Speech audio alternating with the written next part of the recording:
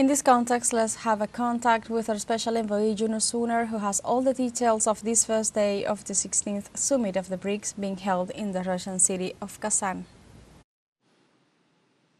Hello from the Russian city of Kazan, where the 16th summit of the BRICS alliance has kicked off today with the arrival of alliance members, presidents and prime ministers, as well as others. 36 countries are joining this summit, 22 of them as at the level of head of government or head of state, and its first successes are already there. Ahead of the summit, China and India agreed to lower the tensions at their Himalaya borders, tensions that were heating up since 4 years, and they have come to an agreement, an important point, because their tensions have always been presented by Western sources as a reason, a main reason why the BRICS alliance would not work in the long run, because these two giants would not come to terms with each other. They did so, and they did also confirm that their presidents, the Chinese President Xi Jinping and Indian Prime Minister Narendra Modi, will have a bilateral meeting here on the summit, thus displaying lowering tensions and progressing and deepening relations between the two countries, the two Asian giants. Another success already visible with the huge participation. As you remember, the West has tried to isolate Russia diplomatically and internationally.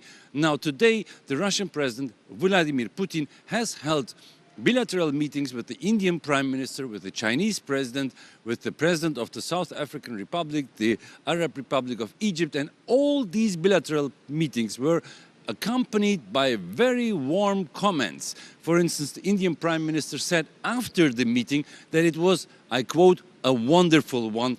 He said on social media. The South African president called Russia a valuable ally.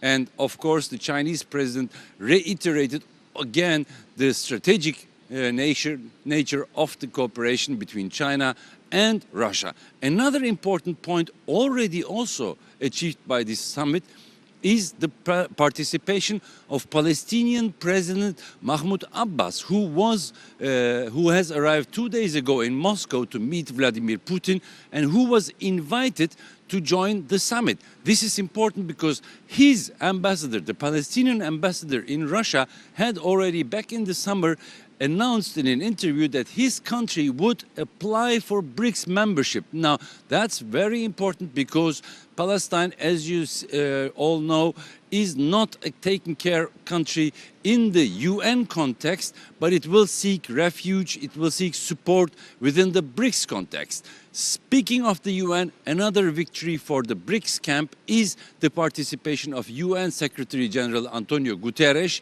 in the conference.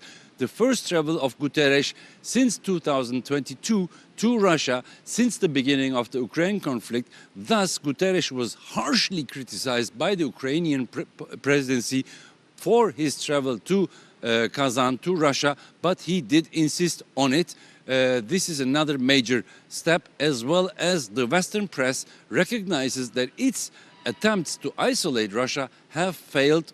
And this has been on display on this summit already long before we came to the resolution that will be worked upon and decided upon during the summit in the next 2 days.